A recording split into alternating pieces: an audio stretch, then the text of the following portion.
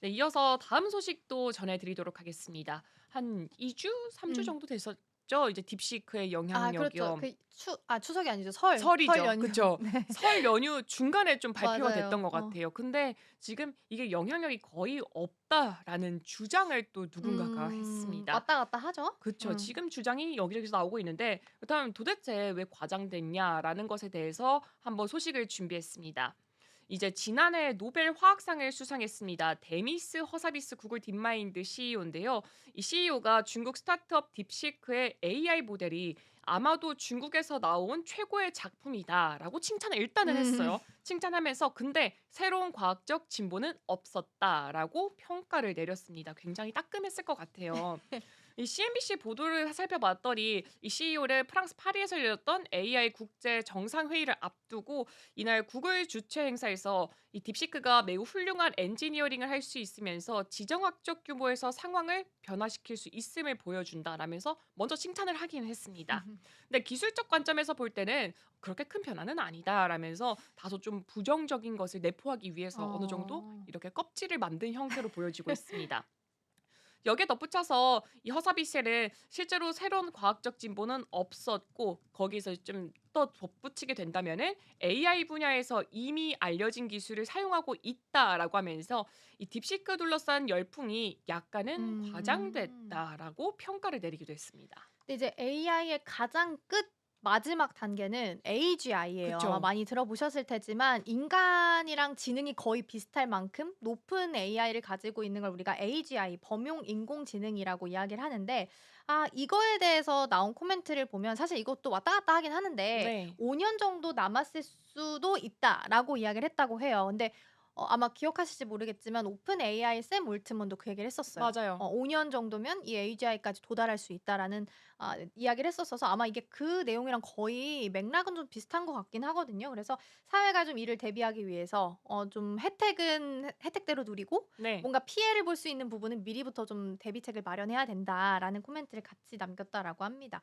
근데 그렇긴 할 것 같아요. 진짜 인간처럼 사고하고 추론하고 이런 사람이 생기게 되면 혜택이 생기긴 하겠지만 분명히 근데 또 뭐 다른 부정적인 부분들도 있을 테니까 이에 대한 그쵸. 대비들도 좀 하긴 해야 되지 않을까. 무섭습니다.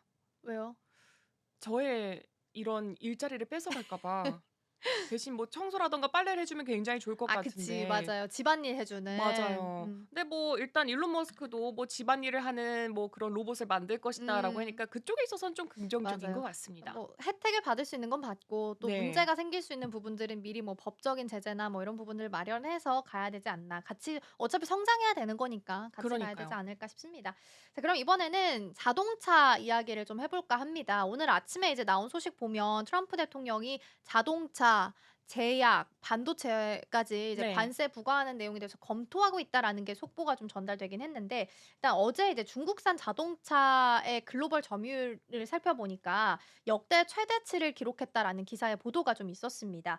콰이거지 이런 중국 현지 매체들 보도를 좀 봤을 때는 중국 승용차 협회 추이등수 사무총장이 지난해 12월 중국산 자동차의 글로벌 시장 점유율이 무려 41%를 차지했다라고 발표가 좀 나오긴 했습니다. 지난해 12월 동안 전 세계에서 한 달 동안 팔렸던 중국산 자동차가 854만 대라고 하고요. 2017년 12월이 가장 정점이었었는데 이때랑 거의 비슷한 수준까지 지금 올라온 상황이라고 보시면 되겠습니다. 지난 한 해로 계산해 봤을 때는 9,060만 대고요. 글로벌 시장 점유율이 2023년에는 33% 수준이었다가 0.9% 늘어나게 되면서 34.7%까지 올라오는 모습 보이기도 했습니다. 특히 이제 좀 유의미한 부분은 유럽 시장에 있어서 점유율이 좀 많이 회복이 됐다라고 하고요. 특히나 이제 개도국들 위주로의 성장세도 크게 늘어났다라는 부분도 있습니다.